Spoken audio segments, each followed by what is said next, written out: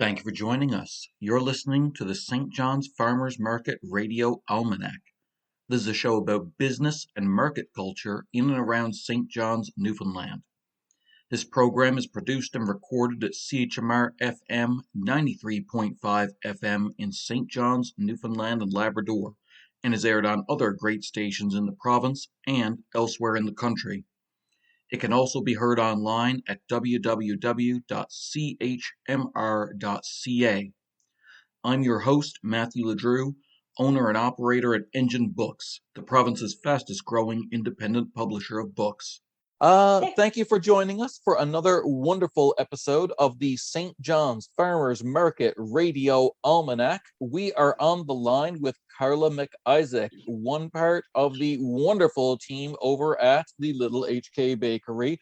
Clearly the best bakery that there ever was / ever will be. I get something from there all of the time. They have these little eggy treats that are like the bane of my existence. But she is on the line here now, and we're going to talk to her about her business and her vendorship at St. John's Farmers Market. How are you today, Carla? Hey, Matt. I am good. How are you doing? I am beautiful, like always, a ray of sunshine in a dark time. Oh, indeed. Yes, of course. Tell me a little bit about the Little HK Bakery. First of all, what's the HK? You know what I mean? But in general. So HK stands for Hong Kong, and it's in the title because my whole business revolves around Asian-inspired desserts, cakes, buns, pastries, and little items that have different textures and flavors than we would normally have in North America, and they can all be found somewhere in Hong Kong. So that's why the HK is there, and that's what I do. And I am actually the only person of Little HK Bakery. Oh, okay. I was misinformed. I'm so sorry. I did not realize that.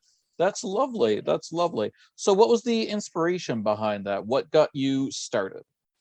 So I have a brother who lives in Hong Kong, and he's a pilot. So every 2 or 3 years, we would get lovely, inexpensive tickets to go visit. And when we were over there, we'd taste all the desserts at the Asian bakeries, and absolutely delicious, totally different than what we would have here, some of the things were. And when we'd come home, we were missing what we had there. Yeah. So I started out making my husband's favorite, the coconut buns. They're called cocktail buns there, but coconut buns. And then red bean buns for myself. And I had always thought it would be so nice if we had an Asian bakery in St. John's. So the time was right, and I thought, well, I'm going to give it a try and see what happens. That's how it came about. Awesome. How'd you get involved with the farmers market with it? Like, tell me about the early beginnings. So I knew I wasn't prepared to open a storefront, but I, did want somewhere that would be fairly regularly scheduled. And I have always gone to farmers markets in the various places we've lived. And they are, I love the nature of a farmer's market, all the different types of people that are there, the relaxed atmosphere. It's a fun place to be. So I thought, okay, I'm going to attempt to get into the farmer's market, to apply. Yep. I knew they didn't have a whole lot of spaces, so I wasn't holding my breath that I would get in there. But surprise, surprise, I did. And nice. That was in 2016. So was there much of a history to the company before you went to the farmers market, or is it very, very early on? Like with Engine, we had a good 10 years of history before we finally got accepted into the farmers market. We were like, yay, finally. No, I started my business primarily to try and get into the farmers market. Like I had the business idea, but I was like, I need to get into the farmers market to do this.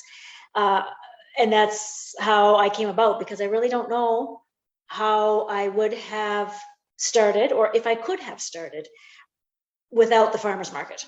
Wow, that's interesting. Yeah, Pam talked about a little bit that when we had her on an episode, and just very like how the farmers market, there's some businesses that stay there forever and some where it's like an incubation, but she does kind of view it as an incubation room where it's like you can bring your business here to grow it, and it's a spot to start out and meet your audience and stuff like that. Right. And it's perfect for that, because you start growing your customer base there, and the hopes are that you grow and grow and grow, that you can soon fly out and do your own business out of a storefront or something like that. Awesome. Tell me about some of the challenges. Tell me about, I don't know, what's a typical day look like in the world of the Little HK Bakery? You are currently, as we do this, I may ask if I can use the video from this, because this is just golden. You are going around trying to bake as we do this. Yes, I am putting the pastry for the egg tarts, tarts you had mentioned. I am putting that pastry in the tins and then putting them in the freezer as we speak. Yes. Okay. Well, that is one of the challenges, because before I started doing this, I was teaching full-time, replacement teaching, but I was teaching full-time. And I kind of wanted to see if I could do it. So I went back to subbing so that I could start the business. And it's working out very well. I mean, it's best of both worlds. I still get to teach and I get to bake, and they're two totally different areas of work. So one is a good break from the other, kind of both ways. But they're both very involved. Neither is a very relaxing job. So you're a little bit tired, a little bit frazzledy a lot of the time. And lots of early mornings. And you were mentioning some of the challenging parts of it.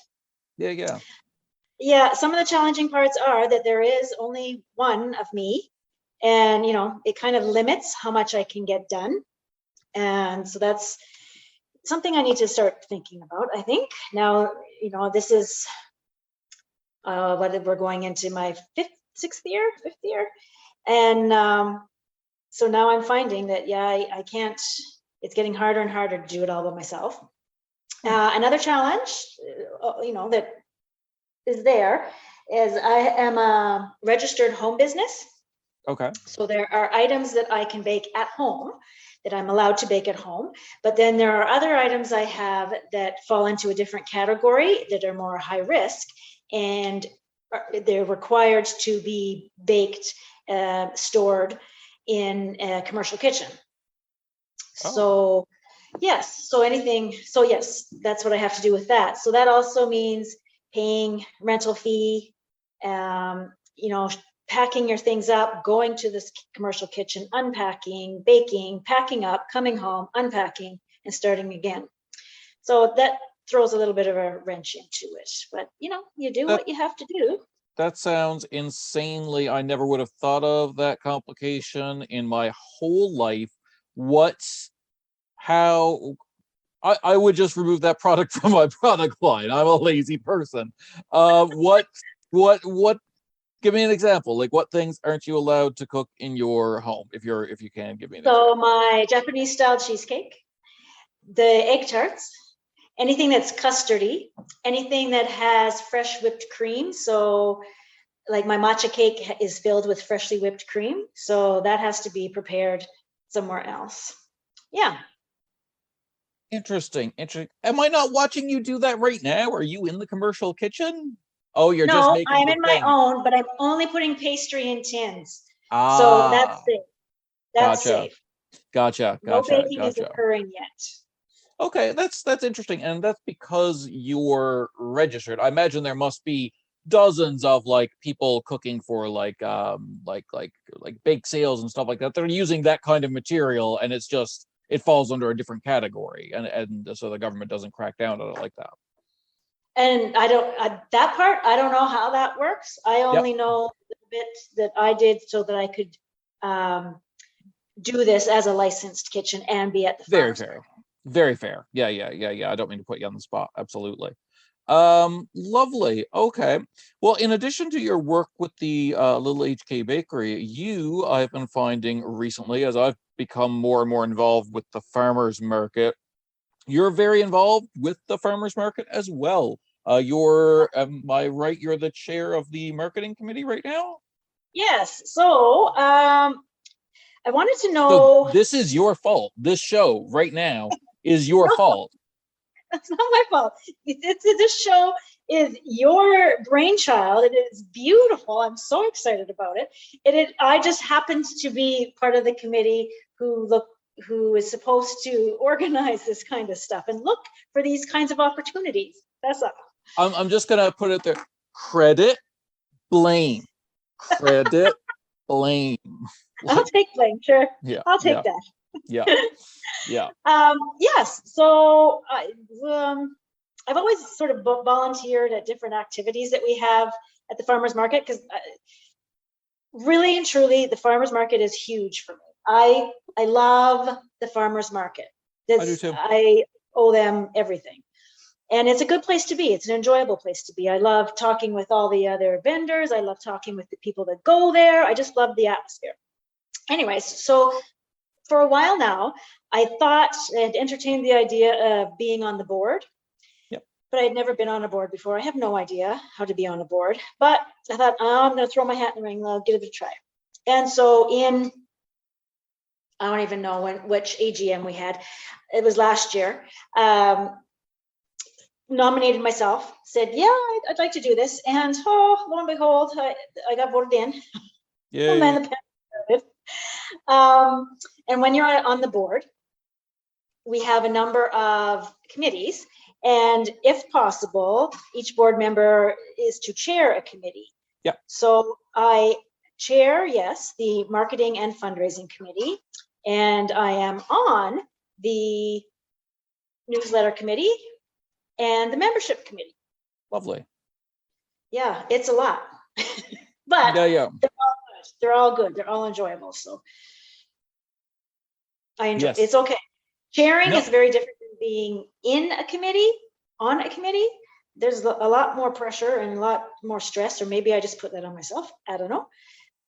But it's all good. It's all good. Yeah, wonderful, wonderful, wonderful. I'm so happy. I agree. The farmers market. I'm so sorry I keep darting out. No one can see you darting out. That's gonna sound so weird on the radio, Carla. People are you're just gonna be like, I'm not gonna cut it out either. I'm gonna let that just hang there. Okay. Like, well, anybody who knows me will not be surprised that that's in there. So yeah, sounds good. Sounds good. Carla McIsaac, if you were trapped on a desert island, what 3 books or movies would you want with you?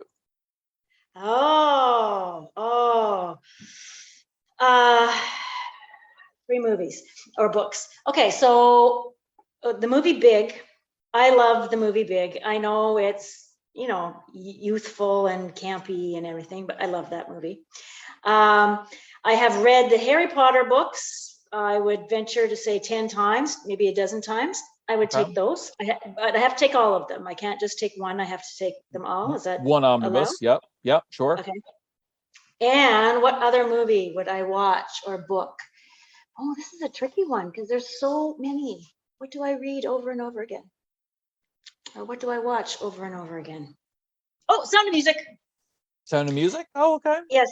I've been watching The Sound of Music since I was maybe 7 or 8. And it always comes on around my birthday. And so that's what I do for my birthday. I used to watch it a lot as well. I used to, I'd say when I was young, when before the days of streaming, I'd venture I probably watched it at least once a month in my youth. I loved it, but I only learned very recently, like one of those today I learned something everyone should probably know moments, but I only recently learned that it was based on a true story. Yeah, and I heard Maria was a really horrid person in real life. I didn't hear about that, but basically I always assumed that the ending of it was bittersweet because I mean they're escaping pre-World War II Nazi Germany, by going into Poland around 1938. And I'm like, yeah, that's not a good plan. They might be there before you know it. Like, I assumed that like it ends on this like, oh, hopeful moment of them going into the hills, but like that they would soon be dead because they're escaping the Nazis by going into Poland. But no, they were fine. They did in fact escape and were fine. But I assumed it was an ambiguous ending where it's like we're choosing to end it here before the slaughter. That's why when you watch a movie, you don't listen to all the other stuff because then it just ruins it for you. That's why I've never seen the Harry Potter movies, is because I have the place and the people in my head, and that's how they are. Yep, that's fair. That's very fair. Wonderbar, wonderful, wonderful. Let's see here. Carla McIsaac, what inspired you to start this? Or sorry, who, if anyone else, inspired you to start this business? Was there anyone who was influential on you like that? Yes. So a friend of mine, my friend Vicky, we were having a visit one evening, and I was talking about, wanting to do this. And she said, Carla, did you know you've been talking about this for 3 years? And I said, really? And I thought, well, you better do something or not. Like, yeah, you can't keep talking about it. You got to do something or not. So she was kind of the nudge that was, you got to get this started. If it doesn't work out, it doesn't work out, but you got to get it started. And then since then, I mean, there are a lot of people who, tried my stuff in the beginning, gave me pointers, or because I was kind of trying to feel it out. Yep. So there was a lot of people, a lot of good friends who either gave me the kick in the butt that I needed or gave me their opinions, both good and their suggestions when things weren't so good. And that was kind of my impetus. That's how it went. Good. That sounds lovely. It's so nice to have people like that who will push you. I have the opposite problem. I have people in my life who hold me back. But like not in a negative way. I definitely need that. Like, I have one person on Engine's board of directors who I swear her entire job is to say no to me. And to be concerned about how much I'm taking on, to the point where I'm doing this radio show, and I swear I told her, and she was like, did you start a new project that was separate from Engine just so you could get it by without me putting my nose into it? And I'm like, ha ha, ha ha. Perhaps. Yeah, exactly. Well, I'm glad that somebody's looking out for you in that way. That's good. You need that too. Wonderful team of people that do nothing except dote on me as though I am a child, because I am one. Yeah, absolutely. Yep. Carla McIsaac, this is a very serious question, and I will tolerate none of your guff with this question. All right. If you were a jam, what kind of jam would you be? I would be blackcurrant. Why would you be blackcurrant? Blackcurrant reminds me of my grandma Chick, and she's the only person I ever knew that would make blackcurrant jam, and she didn't make it very often. And so when she did, it was a huge treat. Interesting. A place I used to work, it was a convenience store, and they bought, I'd never had blackcurrant before this. I didn't know what it was. Why, but they had bought a bunch of blackcurrant soda, and nobody would buy it, to the point where, and I would buy one can every day, and those were the only sales for my lunch because I adored it, to the point where they got sick of having it on the shelves and gave me 20 cases, like everything they have. They were just like, here, leave, go, it's yours now. And I'm like, well, massive gift, 20 cases. Woo! Yes, I was quite happy. That was all I had for soda I didn't need to get soda for quite a while. I hadn't had blackcurrants in a long time either. And one of my customers has a blackcurrant bush in her yard. And this summer, made, I forget what the word is, but kind of like a jelly, like one of those hard, like wine gum type jelly, and put it inside my mochi. I thought they were fantastic. And I did have people buy them. Nice. So I need to invest in a black currant bush. I think I would have definitely bought that if I'd been aware of it. Yeah. I will remember that for next time. All right. Carla McIsaac, how did you go about selecting the name for your business? So it's called Little HK Bakery. The HK stands for Hong Kong because the product I make is Asian influenced, Asian inspired, and it's from my travels in various places around Asia. And you can find almost anything. You can find everything in Hong Kong. So that's why I called it HK, Hong Kong. Stands for Hong Kong, because everything I make you can find in Hong Kong. Little comes from, I'm little, I'm very short.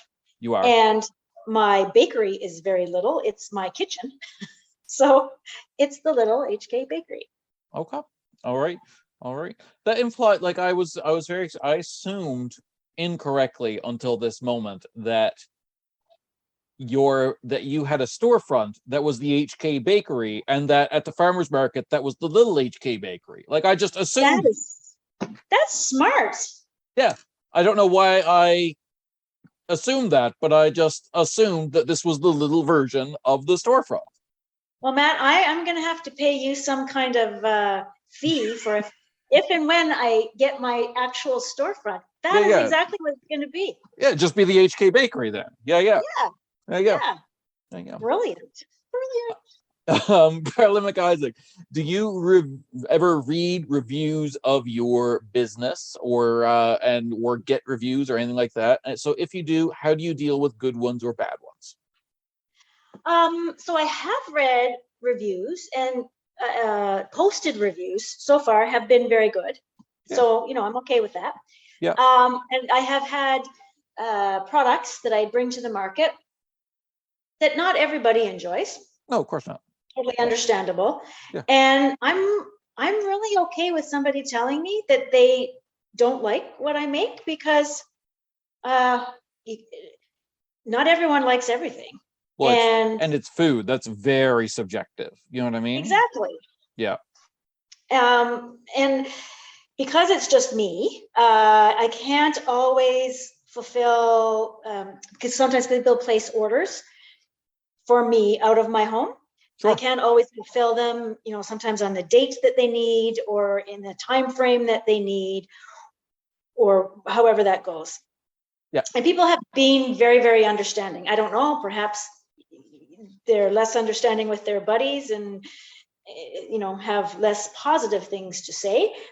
But I will say I have been very, very fortunate that, things have gone well. I like to think that the majority of the type of customer that partakes a farmer's market on a regular basis understands that they're not dealing with a large corporation, and so you know what I mean? Like there's you know what I mean?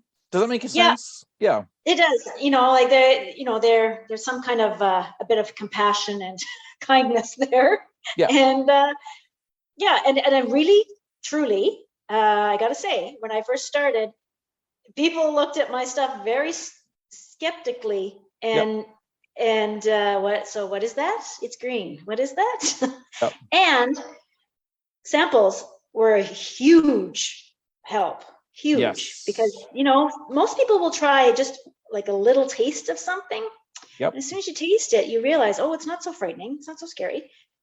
And some things people never ever like mochi, because it's a very strange and foreign texture. Yep. It's kind of one of those things, like you love it or you don't. Kind of like I've heard cilantro, which is absolutely delicious. I could eat it from the stock. I also love cilantro, yeah, but I know a lot of people who it is one of their no-go foods, and I'm like, yeah. Who hurt you? What's wrong with you? I think it's just the way some people's taste buds go. That's it. It is true, and like I have a very dear friend who can't smell. He lost his sense of smell at a horrible job. He worked in a mine, and the conditions in the mine, he's lost a sense of self for 20 years. he still doesn't have it. He'll probably never get it back. But that Jeez. affects how he tastes. You know what I mean? Yeah, Yeah, to an extreme amount. So that's, that's it. It affects stuff like that. Yeah. that's right. And Yeah. and who knows? Like maybe people are genetically, their taste buds are different than other people's. I don't know. Perhaps. 100% they are. 100%. I learned something crazy the other day. I shared with another vendor earlier. So I was looking up an article about how a very small percentage of people, like 1 to 2%, don't have a mind's eye, which is, Oh, say, when they're reading a story, they can't picture it happening like a movie in their head. Or if they have a loved one that's passed, they can't just picture that person as though, they're there. But then the right. article went on to say that a much higher percentage of people, like say 5 to 10%, or sorry, 20%, don't have a mind's nose or a mind's mouth where they can't conjure and remember what a smell or taste is. And I was like, Oh, people can do that, because I can't do that. I'm one of those people that can't do it. And I'm like, what do you mean other humans can just remember how something tastes without putting it in their mouth? you mean you can't remember what something tastes like? Of course not. To me, Wow, that's a superpower. To me, like, I would not be able to remember what cinnamon tasted like without taking a piece of cinnamon and putting it in my mouth. Matt, that is very intriguing to me. Which is why I need to buy your little egg tarts every week, because I don't remember what they taste like, but I remember that they're heckin' awesome. And that's what the HK sounds like for me. It means to me. It means it's HK stands for heckin' awesome. Go get some egg tart. Well, there is the upside right there. Yeah, To not being able to remember how something tastes and smells, there's the upside. yeah, yeah. You'll, first time, every time. Absolutely. Perfect. Carla McIsaac, does your work at the St. John's Farmers Market energize you, or does it exhaust you? At the end of a day, are you pumped up, ready to go do something else, or are you just like, oh, put me to bed? I'm usually put me to bed, Yeah. because I come home, I unload, and I sit down. If I didn't sit down, I'd be fine. I could keep going. But because I usually relax when I come home, I get up relatively early on a Saturday morning because I make some of my product Saturday mornings. Mm-hmm. So sometimes it's like 3 o'clock. I'll get up usually, and especially in the summertime too. I'll get up at 3 because I have to make more. So when 4 o'clock comes around, 4:30, 5, I'm pretty tired and I just want to sit down. So I'm energized while I am there, and it's all good. But as soon as I hit the couch or the kitchen chair, oh, I'm done. Yeah, that makes sense. I can definitely empathize with that quite a bit. There's a moment where it's like, and out. Exactly. And the only thing that will rouse me is, let's go get something to eat. Okay, sure, let's go. And up I get and go out for supper. That doesn't happen very often, but when it does, it's great. That makes sense. I like it. I like it. Carla McIsaac, what does success for the little HK bakery look like for you? I find every vendor and every business person has a different benchmark where it's like, here's what we're striving for, kind of thing. What is success for you right now? Right now, I have like a number in my head that if I could reach that number of sales on a consistent basis, Yep. There we go. That would be one portion of success. Because for me, success comes in different little bits. It's not one big thing. Carla McIsaac, thank you for coming on the St. John's Farmers Market Radio Almanac. Thank you for joining us, and thank you for starting the little HK bakery. It is a wonderful delight to have in our community. Thank you for having me on. This was very fun. I was nervous, but it was very fun. It is fun. It is fun. All right. Well, thank you for coming on again. For all of you listening, we'll be here the same time next week to talk more about business culture in St. John's, Newfoundland and Labrador. Be sure to drop by and visit our guests and all the other vendors at the St. John's Farmers Market this week.